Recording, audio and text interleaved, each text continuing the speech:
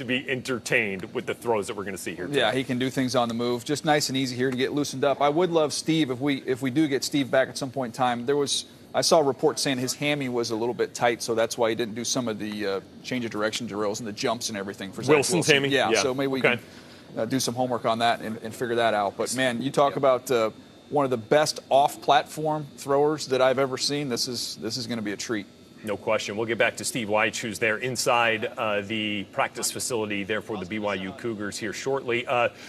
This is a kid who stuffed the stat sheet, no question, right? 33 touchdowns this year, added another 10 rushing touchdowns. But I mentioned it, you need an extra category here. Yeah. And it's the wow throw category. He might lead the nation in throws of that type. Yeah, his ability to maneuver within the pocket and then to get outside the pocket. And, again, throw with pace and accuracy. There is a lot of zip on the ball, and it's phenomenally placed. Upfield shoulder, guys can do something with it after the catch. He did get the luxury of playing in a lot of clean pockets. There's a really good offensive line there for BYU. They had a talent gap over everybody they played this year. So, some of the under pressure throws, you don't see a high volume of it. We said the same thing about Mac Jones when we were talking about his pro day. Watching the early portions of this throwing session here for Zach Wilson. Expecting plus or minus about 60 throws. So we've had a few of them here as well. Steve Wyche, again, live for us down on the field. Steve, what are you seeing? Well, and DJ and Rhett, this is exactly what they're going to script. They're going to do some short, flat routes and kind of some in routes to start and slants, depending on the wide receiver and the tight end who's catching the ball. These are going to move at a quicker pace, and you're seeing it right now as you're seeing Wilson simulate that he's coming from under center, three-step quick. He's going to move at a quicker pace, and then as soon as they stretch the field a little bit, they're going to slow the pacing down because there are only 4 receivers here.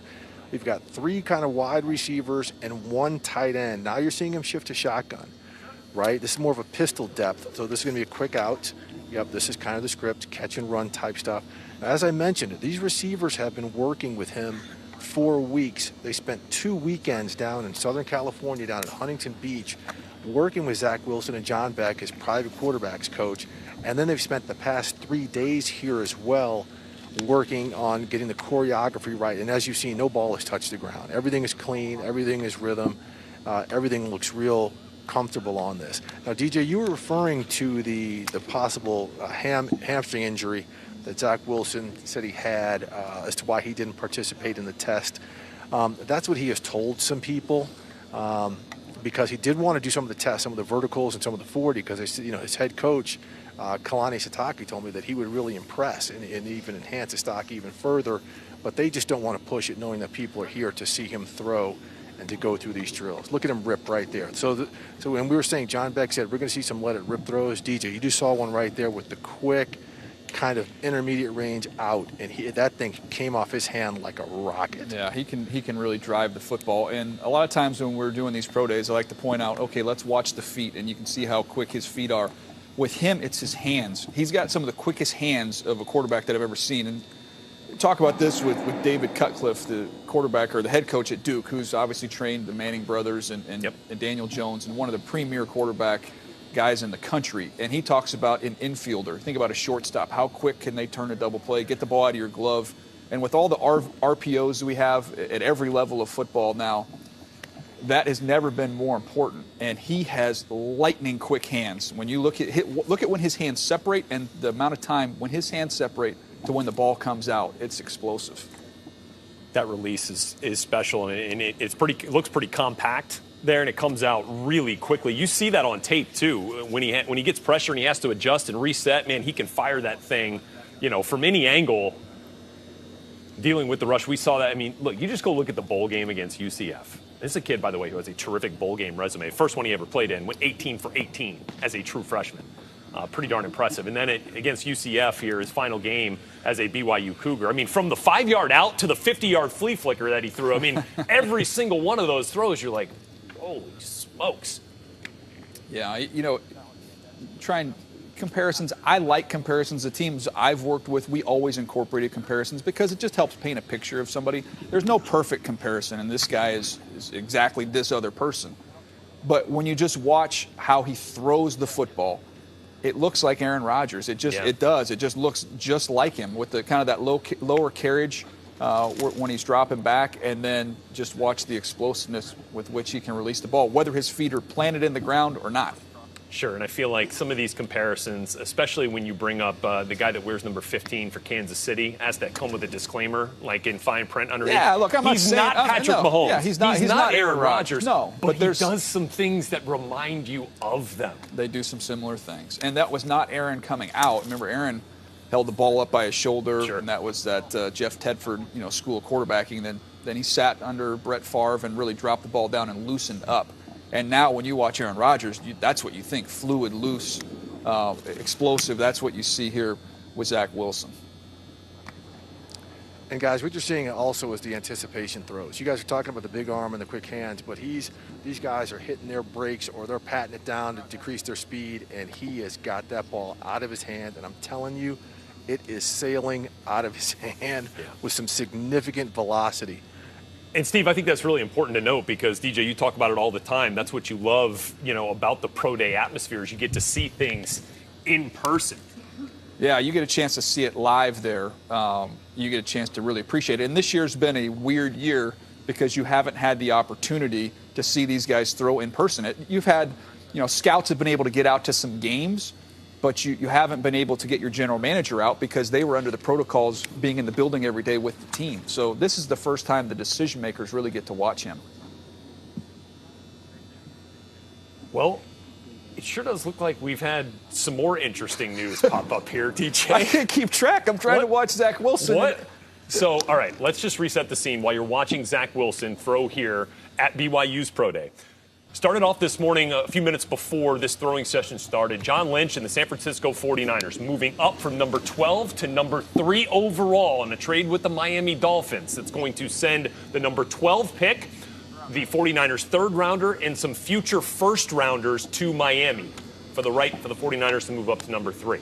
Now, with the Dolphins at 12, we're seeing here, and this coming from the Eagles, that Philadelphia has traded the number 6 pick and the number 156 overall pick to the Dolphins in exchange for the pick that they've owned for about 10 minutes, number 12 overall.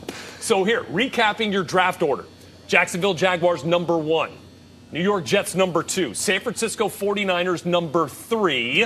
Atlanta Falcons, number 4. Cincinnati Bengals, number 5. And now, Miami Dolphins, number 6. After what we just heard, this trade with the Philadelphia Eagles. Eagles now owning the pick at number 12 that used to belong to the Niners. So think about this. The Dolphins, we have talked about them potentially sliding back to a 6 or 7 if a team wanted to come up, or 6 with the Eagles. Maybe it would be 8 or 9 with Carolina or Denver coming up to Miami when they were at number 3.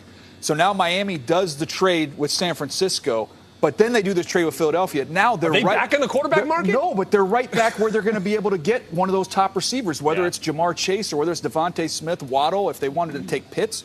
The players we thought they would target and why they might slide back to Carolina or Denver, they creatively did this deal going beyond that and then came back up in front of where they would have been if they had done one of those trades. So with the Niners trade to 3, you're looking at a very real possibility that 4 quarterbacks go with the first 4 picks. And if you believe the Cincinnati Bengals are going tackle, you could have your pick there at number 6 of the best wide receiver.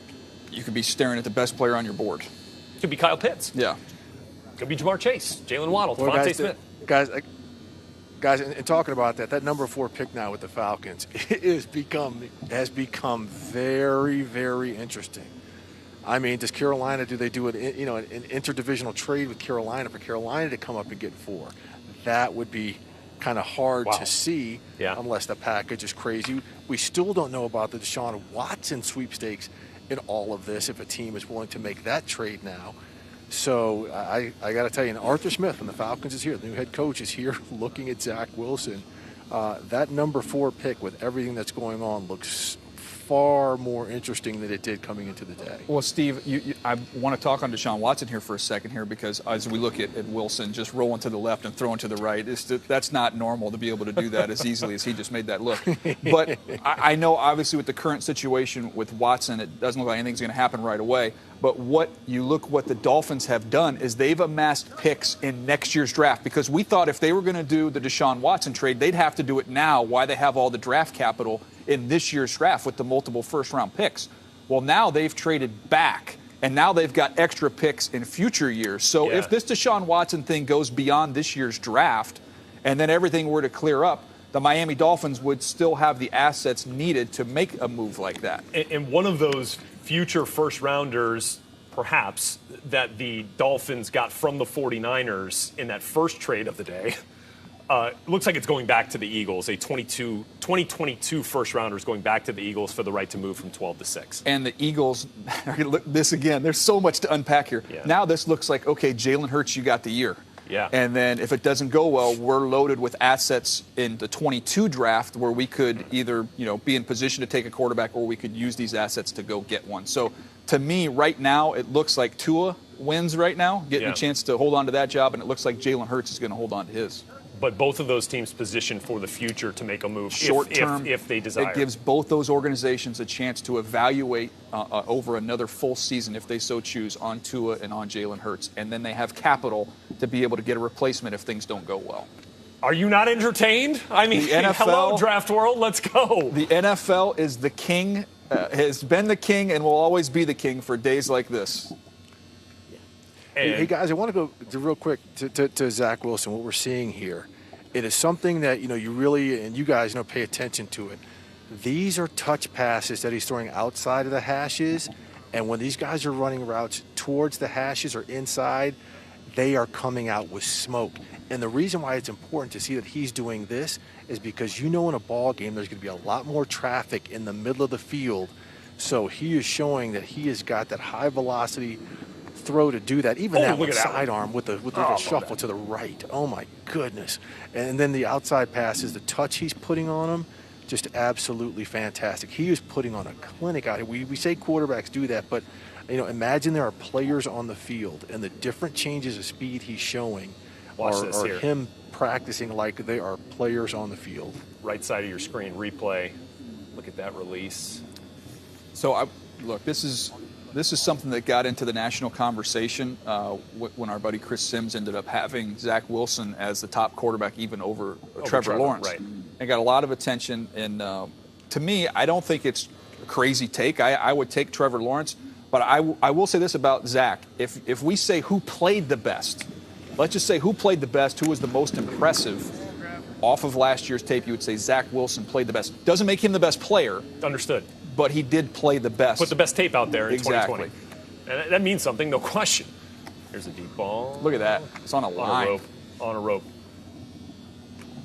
So just one more layer to the Eagles trade that moves them back from number 6 to number 12. Again, this is the second trade of the day involving the Miami Dolphins, who have now gone from number 3 to number 12 and back up to number 6. According to Ian Rappaport, the Eagles tried to trade up to number 3, but would have only done it for Zach Wilson, who we all expect to go number 2 to the That New might York not Jets. be high enough, guys. Yeah, they back out to 3 might get an not be extra high first enough. rounder and continue to build. So look, that one a little overshot from Zach Wilson. That was one of the first real kind of misses that I've seen here so far. But Sam Darnold, now what? Right? So it seems to be a team that could have been in the running there in the San Francisco 49ers, likely out of that market now after they move up to number 3. So that'll be one of those domino kind of chain reactions that you have to follow now. Yeah, I think there was a real chance that Sam Darnold could have been a 49er, but they were able to get this deal done in a bird in the hand. They got who they wanted, and they were able to get that done. But with San Francisco off the list now for Sam Darnold, the teams that I look at, you could mention Chicago, but I haven't heard as much there. I look at Carolina, where they are, and then you look at Denver, a little bit out in front on that one. And I think people look at that and say, well, those teams aren't going to trade the 8th or 9th pick for Sam Darnold. No, they don't have to do. They could trade a future pick. They could trade a second-round pick. Maybe you just swap spots? That's the key. If I'm the Jets, that's what I'm angling for. They have 23. They have pick 23. They also have pick 34. So you could be there trying to lobby, okay, you get Sam and pick 34, and we get pick 8 or 9. Nice ball there from Zach Wilson to the tight end. Matt Bushman, as Steve Weich was just talking about there, didn't play in 2020, but was a terrific receiving threat for the Cougs from 17 to 19. Dax Milne, the receiver, nearly 1,200 yards last year to lead the Cougars, is involved in this. Look at that. Pro day. So he's fading back to the left. He's fading back to the left and throws a corner to the right. Again, it's show He's and put tell. on a show right now. It's just show and tell. Yeah, he's putting on a show, guys. If you notice, these receivers, most of them are wearing gloves too. That's probably because this is like catching like a 90-mile-an-hour fastball sometimes. Even though that was a beautiful touch pass to the corner and a great catch by Simon.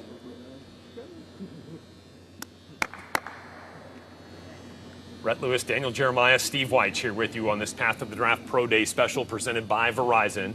BYU Cougar Pro Day here.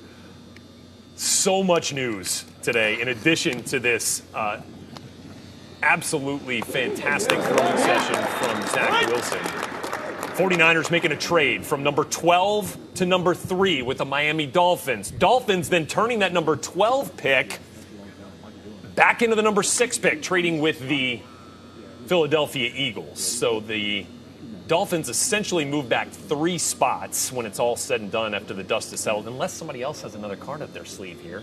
This is so much fun, man. Not only are we watching a premier talent put on a show, just throwing BBs out here, and then every 5 minutes we get another NFL trade. This is great. And the 49ers officially releasing here this rather from Ian Rappaport. The Dolphins get the number 12 overall pick, which they turned in to get the number 6 with the Eagles. They got a 3rd round pick this year or next year, a 1st round in 2022, and another 1st round in 2023 on that first trade with the Niners. Think about going back, right? This pick that the Miami Dolphins hold that they've just parlayed into all these other picks is from the Houston Texans for the Laramie Tunsil trade. So you talk about almost of biblical proportions of feeding the 5,000. I mean, they are spreading that resource all over the place. It's a great point. Here's another throw from Zach Wilson on the run.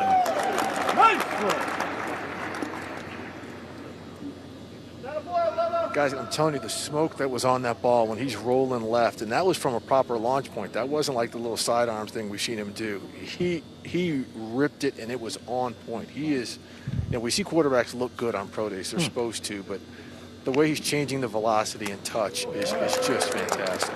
He gets so much hip torque that, again, his feet are off the ground. Normally, most people have to generate their power from the ground. He doesn't need that. And that, again, goes back to if you watch Aaron Rodgers is what he does. He can get all that torque from his upper body and from his hips and his turn, his torso, that he doesn't have to have his feet in the ground. It's pretty unique. Yeah. Yeah. Let's go.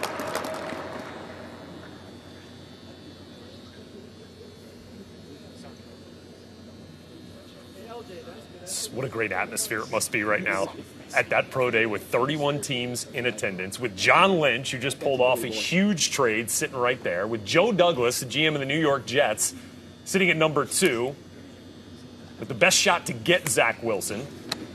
This is like a trick Anything shot. you It's like throw a at trick him. shot. Yeah. Just kind of his feet. Doesn't really matter where his feet are.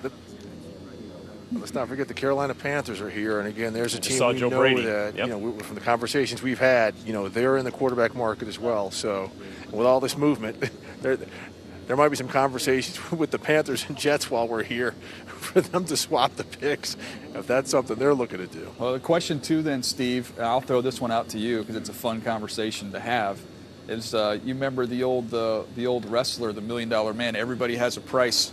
If you're the Jets, and you might say, man, we like Zach Wilson more than we like Sam Darnold, but at some point you can't turn it down. Right. If you were to just get completely blown away, and we're seeing right now what was given up for pick number 3, you would have to go north of that if you wanted to get up to number 2. Well, and with this workout, it's likely the price is going to go up a little bit.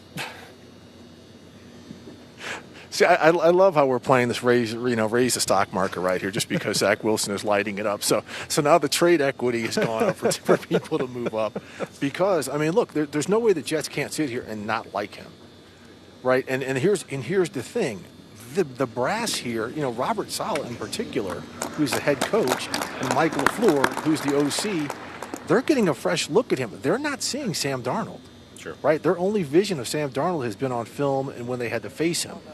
So this is a different perspective. Now, Joe Douglas has seen Sam Darnold, but this is a different perspective for the new regime. Look there. Okay, at GM guys, Joe as you Douglas. see here, all of the coaches and everything are backing up behind the 50. So Okay. I think we're about to see a flurry of deep shots here. BYU quarterback Zach Wilson here at the Cougars Pro Day.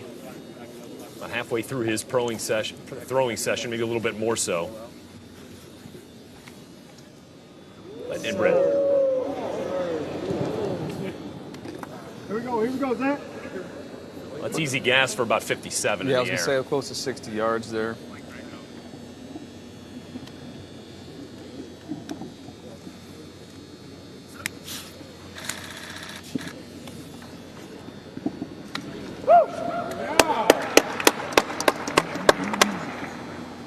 They go to the tight end, Matt Bushman.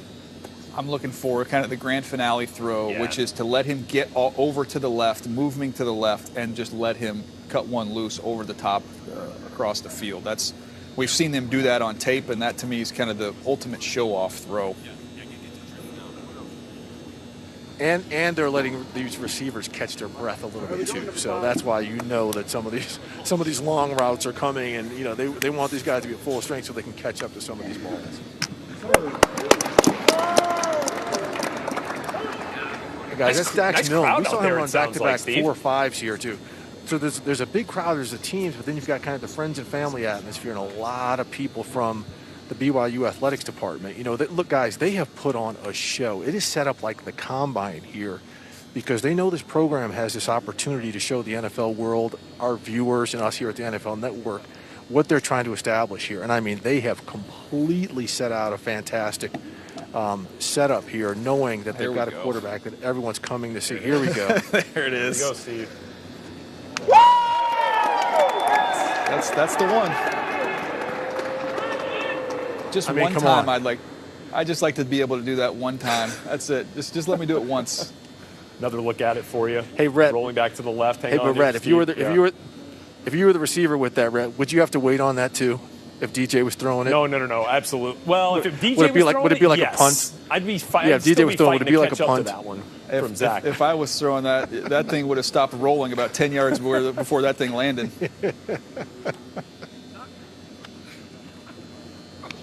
Little whip route. A little low there. But, again, I just feel like I keep going back to the bowl game against UCF because I felt like it had everything that you see from Zach Wilson, right? You had the deep shots. You had the throws on the move. You had one in the XO to the running back right off from his own 35, pushing forward in the pocket to evade the rush, and then just on the money down the sideline. But then, like, the little 5-yard crossing route right in front just took some gas off it and got it right there. Like, it just got all of those tools. That's why, to me, use the term he's a natural thrower. Like, it's just real easy and natural for him. And whatever the throw requires, you have an up and down throw, you got to get over the linebacker under the safeties. That's a difficult throw. He doesn't struggle with that. You need to power the ball and drive the ball outside. He can do it. You need to put the ball over the top, drop it in the bucket.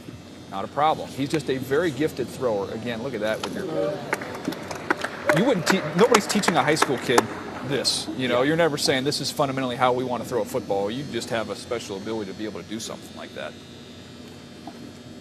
Hey guys, here's another thing I asked his head coach, Vladimir Sitake, about how he responded to the loss to Coastal Carolina. Remember, this is a game that was put together on 2 days' notice. They go to Coastal, they lose. And he said that's when Zach Wilson really showed himself. So the whole team responded well, but then that's when he was like, I've got to be better. People follow my lead. And it was just kind of an innate thing. It wasn't like he came out and said it, but he just came out that next week in practice and just did it at a different level. And he said the way that they finished out those final 2 games, including that bowl game, just really showed what type of leader he can be in the face of adversity, because really they didn't face much adversity last year other than dealing with the constant schedule reconfiguring they had to do with COVID, because they really wiped a lot of teams off the map. Steve, so they're Right. literally making this schedule on the fly, and that's what you saw with that Coastal game. And for people who want to pick Zach Wilson apart, they often point to that game. Well, I threw a pick in that game. I would love to talk on that. It was like a Hail Mary, right? Well, I would love to talk on Yeah. that because I've seen that a bunch. How can you take a guy in the top 5? He couldn't beat Coastal Carolina. Well, first of all, Steve mentioned, oh my goodness, that is just a silly throw. I think I'd be done. I think that was the last one. That'd have been it. But on the Coastal Carolina thing, well, let's look at this one more time let's here. check this out. To be fading away to the left, you have no idea how difficult that is, to be fading to your left And to be able to get this ball up, to be able to drop that right down on the other hash, that's ridiculous. That's the throw of the pro day season right now. Right there from Zach Wilson. Jeez. But that Coastal Carolina game, Rhett, he couldn't beat Coastal Carolina. Steve talked about the game was put together at the last minute. Brush that aside. You just watch the tape. I can show you 5 or 6 incredible throws he makes in that game. I can show you some drop passes. I can show you the one turnover, which was on a Hail Mary. I can show you their running back fumbling on their side of the field, which took the possession out of their hands. And then I can show him driving them 90-plus yards at the end of the game, completing a ball where a guy gets tackled at the 1-yard line, or else it's an incredible come-from-behind victory with all that in place. So save me with the he didn't beat Coastal Carolina stuff when it comes to the evaluation. There it is. It's called and give busting. Coastal its due props as well. I Yeah, mean, pretty come darn on. good team last year, right? There we go. Play action from Zach.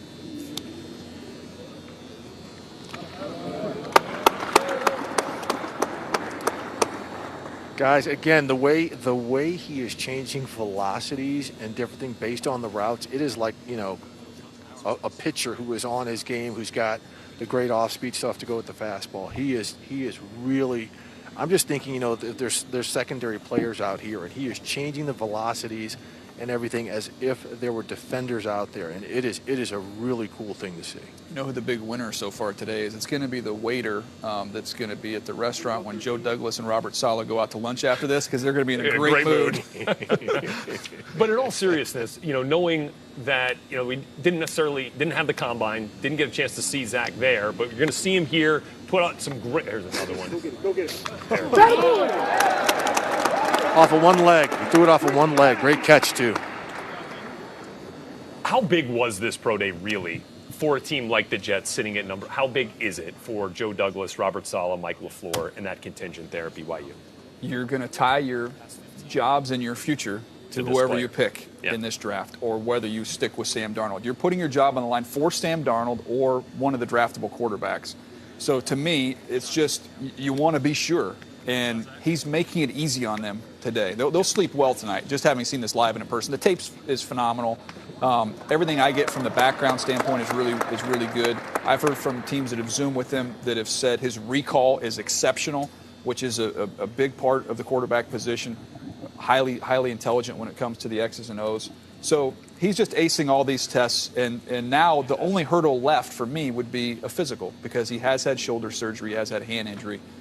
Just to get that checked out and be okay there. And once that's done, I think you're Shoulder the number injury, two, yep. You're the number 2 pick. Shoulder surgery came after the 2018 season. Hand issue occurred, caused him to miss 4 games in 2019, but healthy in 2020, and it showed. One of the best seasons guys, real for a quick, quarterback this year. Zach Wilson, 33 touchdowns, just 3 interceptions.